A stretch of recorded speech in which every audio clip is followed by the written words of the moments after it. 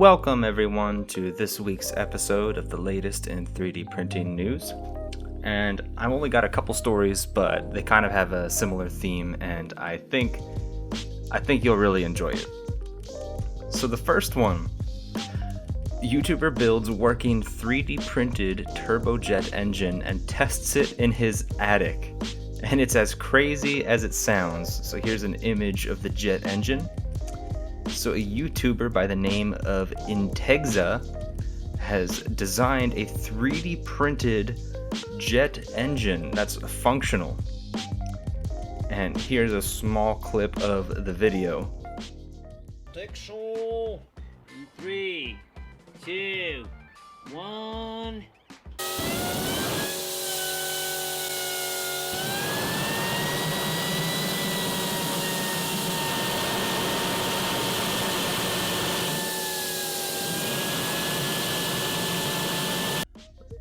What an absolute mad lad. I can only aspire to be as brave as him. So initially he designed it almost entirely with 3D printed parts, and then throughout the video he gradually replaces the printed parts with finalized metal pieces, and he actually had to learn some welding in order to do it. So that kind of shows that he was sort of using it to do rapid prototyping, and then he would make a finalized product out of the actual material needed to make the engine work. But the fact that he is doing this in his attic, he must be very confident in how fireproof his attic is. I think this also confirms some of my predictions for the long-term industry trends of 3D printing, and how right now it's mostly used for simple prototypes and, fun desktop objects that you can show your friends. But in the long term, it's going to become more of a decentralization of manufacturing. I don't think 10 years ago somebody could have built a jet engine in their attic this easily. And it does make me curious as to what this decentralization of manufacturing is going to mean for us in the future. Next story, Jeff Bezos visited his friend Tim Ellis at Tim Ellis's company, Relativity Space. Why is this interesting at all? Fantastic question. One, Jeff Bezos is many things. Ex-CEO of Amazon, richest man in the world. But it's easy to forget that he is also a Rocket Man. And as a Rocket Man. he has made friends with other Rocket Man. including Tim Ellis, who used to work at Blue Origin, Jeff Bezos' rocket company.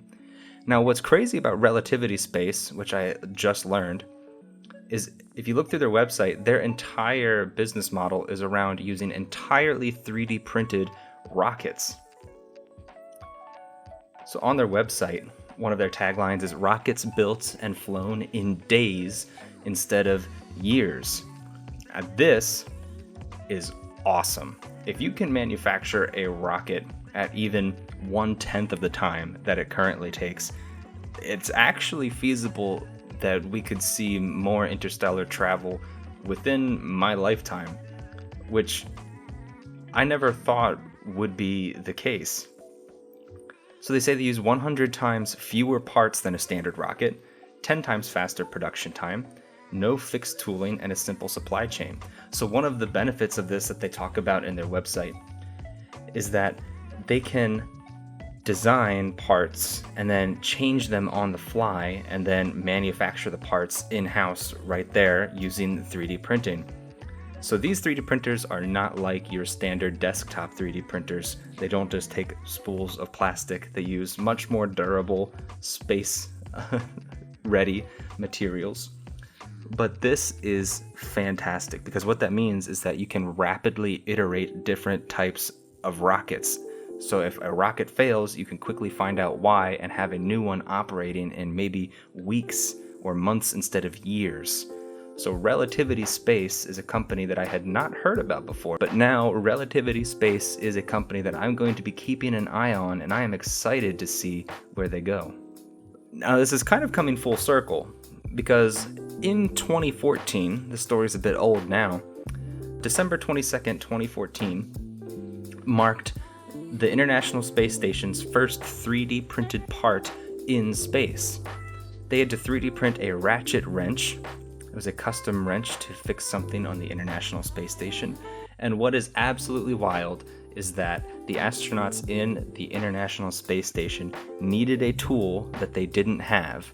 What they did have was a 3D printer and a ground crew which could design the exact tool that they needed, and then with a simple email, beam with the satellite, go straight to the International Space Station and they could print it out on site. This was huge back in 2014, and now they've 3D printed plenty of parts and custom tools to use on the International Space Station. Now imagine 3D printed rockets going to Mars filled with 3D printers so that when we have a Mars base, those first Martians have all the tools they need to design anything that they might not anticipate that they would have needed. Isn't that wild? Imagine needing some type of custom wrench or custom shovel or any type of custom tool to fix a machine needed on Mars. It's not something that you can just order on Amazon Prime and get to Mars in 2 days. So this helps with the long-term goal of interstellar colonization. And the fact that they're now applying the same technology that would be used for tool making on Mars to rocket making on Earth is super exciting. And who knows, maybe Integza should look for a job at Relativity Space. It seems right up his alley. I'm sure they would provide him with an even bigger attic to test out his jet engines in. Well, that is it for today. Thank you for tuning in. What did you think about this space-based episode? I feel obligated to say, do not build a jet engine in your attic unless you are a professional. But go over and check out YouTuber Integza. His channel is very cool. As always, feel free to drop any suggestions for future news or future content in the comments, and I look forward to talking to you next week. Thanks. Bye.